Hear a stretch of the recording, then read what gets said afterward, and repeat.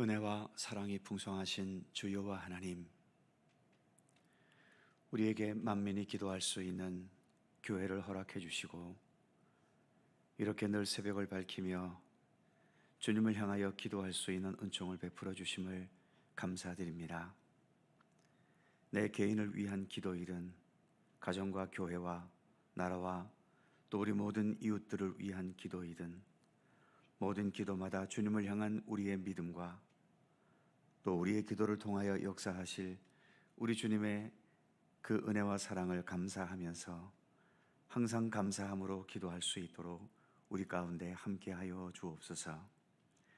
우리의 모습은 연약하고 부족하지만 우리의 기도를 통하여 역사하시는 하나님의 강권적인 능력과 모든 것을 합력하여 선을 이루시는 주님의 섭리를 믿음의 눈으로 바라볼 수 있게 하시고 그 믿음으로 주님을 향한 기도와 더불어 우리에게 주어진 모든 삶을 더 성실히 또 진실하게 살아갈 수 있도록 늘 동행하여 주시옵소서. 이 새벽도 주 성령께서 함께 머리 숙인 이 자리에 친히 임재하시기를 원하옵고 예수님의 이름으로 기도드립니다. 아멘. 찬송 95장입니다. 95장.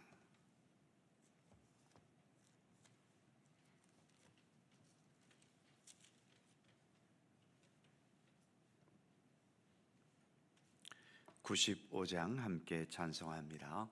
나의 기쁨 나의 소망 되시며 나의 생명이 되신 주 밤낮 불러서 찬송을 드려도 늘 아신 마음뿐일세. 나의 사모하는 선한 목자는 어느 꽃다운 동산에 양의 무리와 늘 함께 가셔서 기쁨을 함께 하실까. 길도 없이 거친 넓은 들에서 갈 길 못 찾아 애쓰며 이리저리로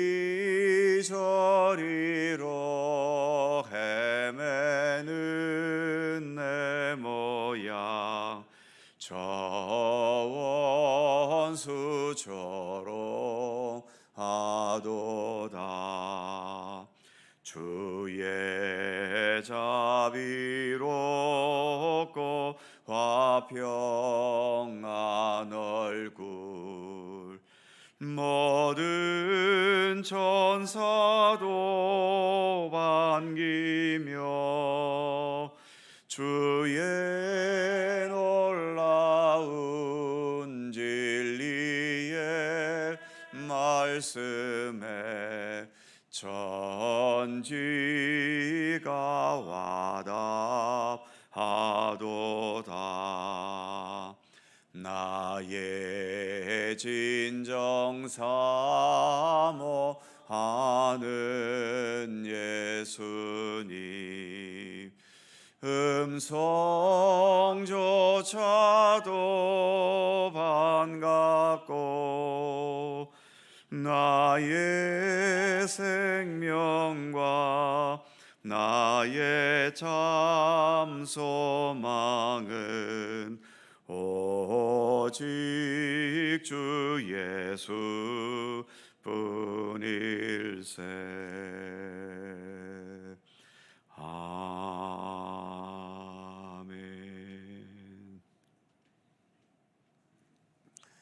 여호수아 2장 12절입니다. 구약성경 321면 여호수아 2장 12절에서 마지막 24절까지의 말씀입니다. 교독합니다. 제가 먼저 12절 읽지요. 그러므로 이제 청하노니 내가 너희를 선대하였은즉 너희도 내 아버지의 집을 선대하도록 여호와로 내게 맹세하고 내게 증표를 내라.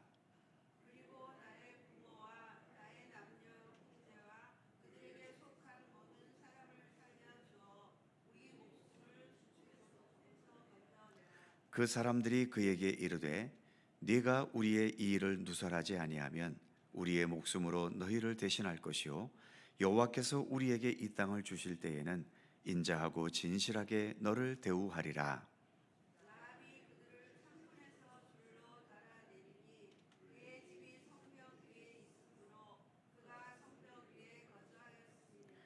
라합이 그들에게 이르되 두렵건대 뒤쫓는 사람들이 너희와 마주칠까 하노니 너희는 산으로 가서 거기서 사흘 동안 숨어 있다가 뒤쫓는 자들이 돌아간 후에 너희의 길을 갈지니라.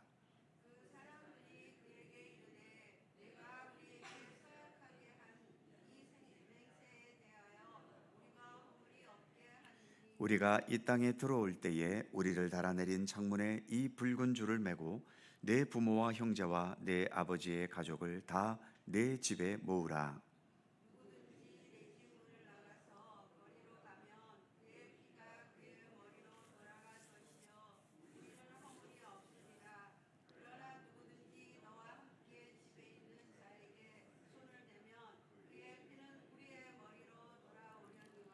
네가 우리의 이 일을 누설하면 네가 우리에게 서약하게 한 맹세에 대하여 우리에게 허물이 없으리라 하니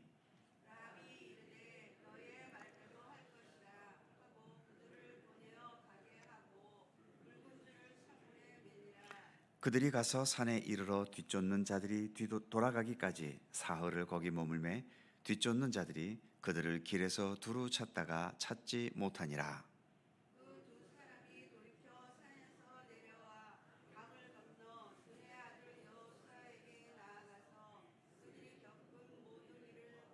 다 같이 또 여호수아에게 이르되 진실로 여호와께서 그 온 땅을 우리 손에 주셨으므로 그 땅의 모든 주민이 우리 앞에서 간담이 녹더이다 하더라. 아멘. 라합은 정탐꾼들을 숨겨주고 또 무사히 성을 빠져나가도록 도와주면서 앞으로 전쟁이 일어났을 때 나와 내 가족이 죽지 않고 보호받을 수 있는 증표를 요구했지요. 그 증표는 18절 말씀처럼 붉은 줄을 창문에 걸어 매다는 것이었습니다. 그리고 전쟁이 벌어졌을 때에 집 밖으로 나가지 말고 그 붉은 줄이 매달린 집 안에만 머물러 있으라고 했죠. 나중에 나오겠지만 여리고 성에 이스라엘 백성들이 진격해 들어갔을 때 여호수아는 그의 군사들에게 다른 곳은 파괴해도 붉은 줄이 달린 라합의 집만은 건드리지 말라고 명령했고 다른 곳에서는 살상이 벌어져도 그 집 안에서만큼은 살상하지 말 것을 명령했지요. 이제 전쟁이 벌어졌을 때 라합과 그 가족을 살게 하는 것은 바로 이 증표인 붉은 줄과 또 약속에 따라 그 집안에 머무는 것, 이것이 전쟁 속에서 그들이 생명을 보존할 수 있는 유일한 생존의 길이었던 겁니다. 이스라엘 백성들이 과거 애굽 땅에서 하나님의 명령을 따라 유월절을 지킬 때 양을 잡아 그 피를 문설주에 발랐고 집안에 머물면서 고기와 쓴 나물을 먹었었지요. 죽음의 천사가 지나갈 때 그 집 문설주에 피가 발라져 있으면 그 집에 있는 그 누구도 생명이 해하는 것이 없었고 반면 그 문설주에 피가 발라져 있지 않으면 죽음의 천사가 지나가면서 그 집에 장자로부터 시작해서 짐승들의 초태생에 이르기까지 모두가 죽어나가는 재앙이 임했지요. 어린 양의 피가 칠해져 있는 집은 그냥 넘어갔습니다. 그래서 한자로 너물유, 너물월, 그래서 유월절이라는 명칭이 붙여진 거지요. 우리의 삶이 언제나 평온함과 평탄함과 형통함만 있게 되지는 않습니다. 어느 순간인가는 내가 죽느냐 사느냐가 결정되는 절체절명의 순간이 인생 중에 몇 번쯤은 있게 마련이고, 그러다가 결국 마지막에는 누구도 피할 수 없는 죽음의 가장 심각한 순간이 다가오게 되어 있지요. 즉 우리의 삶에는 이렇게 어떤 절체절명의 위기의 순간에 어디엔가 피해 있을 수 있는 곳이 있어야 한다는 얘기입니다. 우리가 하루를 살아가는 것에도 낮에는 각자의 능력에 따라 일하는 곳에서 활동하지만 밤에는 피신해서 쉬고 자야 할 집이 반드시 필요하지 않습니까? 집이 없어서 이 추운 밤에 갈 곳 없어 길 한복판에서 밤을 보내야 한다고 생각해 보십시오. 그게 제대로 사는 겁니까? 그러기에 아무리 한 평짜리 학고방 같은 곳이라 하더라도 내 집이 있는 것과 없는 것은 천지 차이입니다. 사람도 내가 피할 수 있는 사람이 한 사람쯤은 있어야겠지요. 어떤 어려움과 고민과 위험과 두려운 일이 있을 때 나 홀로 어찌 해볼 도리가 없으면 누군가를 의지해야 하지 않습니까? 길을 가다가 심장이 멎어져서 쓰러졌는데 아무도 도와주는 사람이 없어서 골든타임을 놓쳐버린다면 그냥 그대로 죽는 겁니다. 고민이 있어도 털어놓을 수 있는 사람 하나 없다면 이 얼마나 고독하고 또 외로운 삶이겠습니까? 게다가 내 생애에 누구에게나 마지막으로 다가오는 이 죽음 앞에서 이 죽음을 극복하고 새로운 생명의 세계로 이끌어 주실 우리 하나님이 계시지 않는다면 그 죽음의 순간이 얼마나 절망적이겠습니까? 그런데 우리에게는 오늘 본문의 라합에게서처럼 붉은 줄과 같은 징표가 있지요. 바로 우리가 믿고 의지하고 따르는 예수 그리스도 아니십니까? 예수님은 십자가에서 죽으셨지만 부활의 권능으로 죽음의 권세를 이기셨고 생명의 완성과 더불어 새로운 생명의 세계를 우리에게 펼쳐주고 계십니다. 그리고 그 생명의 세계로 우리를 부르시고 지금도 우리를 인도해 가시고 우리를 이끌어 주십니다. 그러기에 바로 우리에게는 예수님이 우리의 영원한 생명의 징표이며 구원의 징표이며 내 인생을 완성할 수 있는 유일한 생명의 징표이신 것입니다.